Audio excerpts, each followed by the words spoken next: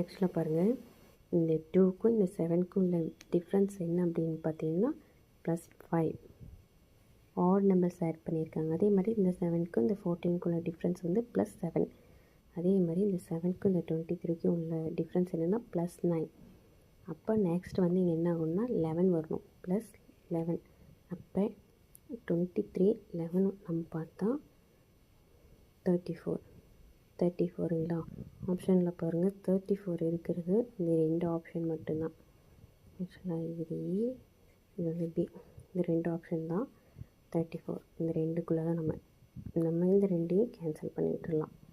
ஓகேங்களா? நெக்ஸ்ட் வந்து எப்படி வந்திருக்குன்னா இந்த 2 எப்படி பண்ணியிருக்காங்கன்னு பாருங்கள்.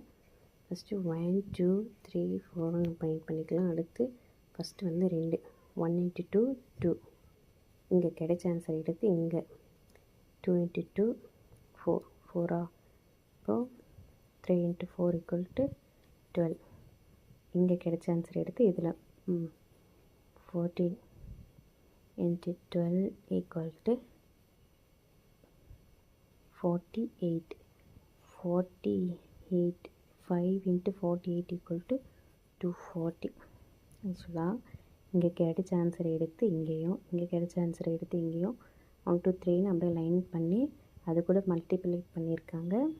நமக்கு ஃபைனலாக 240ங்கிற ஆன்சரும் கிடச்சிருச்சு. ஆப்ஷனில் எதில் அப்படி இருக்குதுன்னா ஆப்ஷன் ஏல இருக்க பாருங்கள்.